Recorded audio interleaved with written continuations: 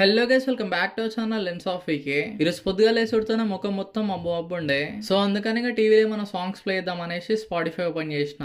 ఇంకా పాటలు వినుకుంటే మంచిగా రెడీ అయిపోయి అందరం కలిసి పెద్దమ్మ వాళ్ళ ఇంటికి పోదామని స్టార్ట్ అయిపోయినాం. రోడ్ మీద పోతుంటే స్కై దిక్కు ఎటు చూసినా మొత్తం క్లౌడ్స్ ఉన్నాయి. వ్యూ అయితే మాత్రం ఎటు చూసినా సూపర్ ఉంది. ఇంకా అట్లనే మధ్య లెక్కన టిఫిన్ చేద్దాం అనేసి ఒక దగ్గర ఆయనం. ఒక ప్లేట్ బోండా, ఒక ప్లేట్ దోశ తినేసి మళ్ళీ స్టార్ట్ అయిపోయినాం. ఊర్లోకి ఎంటర్ కావడంతోనే క్లైమేట్ మొత్తం చేంజ్ అయిపోయింది. లైక్ ఎట్లా అంటే స్కై మొత్తం డార్క్ బ్లూయిష్ కలర్ లో వచ్చేసింది.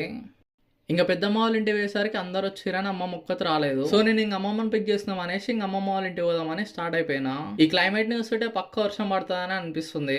అనుకున్నట్టే సగం దూరం పోయినాక వర్షం పడడం స్టార్ట్ అయింది. ఫైనల్ అమ్మమ్మ వాళ్ళ ఇంటికి పోయినాక పెద్దమ్మ వాళ్ళ ఇంటికి పోదాం అంటే మా అమ్మమ్మ ఉండి ఫస్ట్ ఏమన్నా తిను అని అన్నది. ఇంకా నేను ఏం తినకపోయేసరికి మా అమ్మమ్మ ఉండి పైసలను ఉంచుకోని చేతిలో పెట్టింది. కరెక్ట్ గా స్టార్ట్ అవుతున్నాం అనేసరికి చినుకులు పడడం స్టార్ట్ అయింది. దానికి మా అమ్మమ్మ ఏం చేసిందో తెలుసా, నాకు టవల్ ఇచ్చింది, మా అమ్మమ్మ ఇంకో టవల్ తీసుకుంది. ఇంకా నేను మా అమ్మమ్మ ఇద్దరం కలిసి ఒకటి నేను రికార్డ్ చేయడం స్టార్ట్ చేసిన. నేనుండే మా అమ్మమ్మని కెమెరా సైడ్ చూడు అని అన్నా. దానికి మా అమ్మమ్మ నేనెందుకు చూడాలి, నేను అలా కనిపిస్తాను అని అన్నది.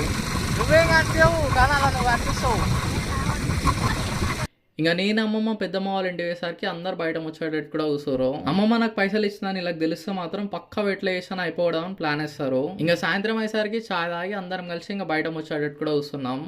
నైట్ అన్నం తిన్నాక బయట వండుకుందాం బయటకు వస్తే ఫుల్ వర్షం పడడం స్టార్ట్ అయింది. ఇంకా చేసేదేం లేక అప్పుడు అంటే ఇంట్లోనే వండుకున్నా. Good night.